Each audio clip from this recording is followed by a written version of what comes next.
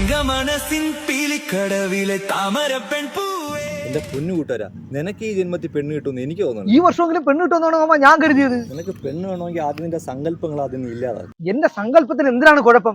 മുട്ടോളം മുടി വേണം, ഐശ്വര്യ പോലെ ആയിരിക്കണം, പിന്നെ ഒരു ഗവൺമെന്റ് ഉദ്യോഗസ്ഥ ആ മൊണ്ണേ, ഇവിടെ സർക്കാർ ഉദ്യോഗസ്ഥർക്ക് പെണ്ണില്ല. അപ്പാണ് +2 തോറ്റ നിനക്ക്.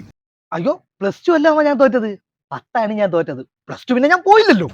10ാം ക്ലാസ് തോറ്റ നിനക്കാണ് ഐശ്വര്യ വേണ്ടത്. പോടാ മനക്കെടുത്ത. 10ാം ക്ലാസ് എഴുതിയെടുത്ത പെണ്ണ് കിട്ടുവാ? എനിക്ക് തോന്നല്ല നിന്റെ കല്യാണം നടക്കുമെന്ന്. അപ്പൊ ജോത്സ്യം പറഞ്ഞല്ലോ മാമ, 32ാം വയസ്സിൽ എനിക്കൊരു പങ്കാളിയെ കിട്ടുമെന്ന്. എന്നാ കാര്യം നീ ആളെ മോളെ കെട്ടിച്ചു തരാൻ പറ, ഞാൻ പോണു.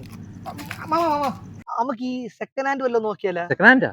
ഓ, ഒന്ന് കിട്ടിയതാ, ഡിവോഴ്സ് ആയതാ, പ്രായമായിട്ടും കല്യാണം നടക്കാത്തതാ, പിന്നെ തന്റേതല്ലാത്ത കാരണത്താൽ ഭർത്താവ് ഉപേക്ഷിച്ചതാ, അങ്ങനെ വല്ലതൊക്കെ ഉണ്ടാ?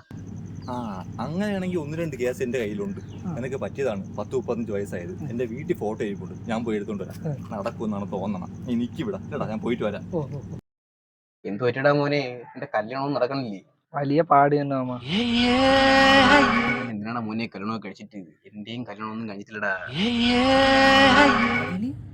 അതല്ലടാ, എന്റെ വീട്ടിൽ ആരും ഇല്ല, അമ്മ അങ്ങോട്ട് പോയാലേ. നീ പോടാ മാംസ കൊതിയ. നല്ല പിഞ്ച് ചെറുക്കനായിരുന്നു. കൂട്ടുകാരടേ, മറ്റേ കേസ് നടക്കൂലേട്ടാ. ഞാൻ അവരുടെ എല്ലായിടത്തും സംസാരിച്ചു, ആർക്കും താല്പര്യമില്ല. നീ വേറെ എന്തെങ്കിലും നോക്ക് കേട്ടാ. ശരി, എന്നെ കൊണ്ട് പറ്റാത്തതുകൊണ്ടാണ്. ഓക്കെ മാമാ, നിനക്ക് ആദ്യം ഭയങ്കര ദേഷ്യമൊക്കെ ആയിരുന്നടാ മോനെ.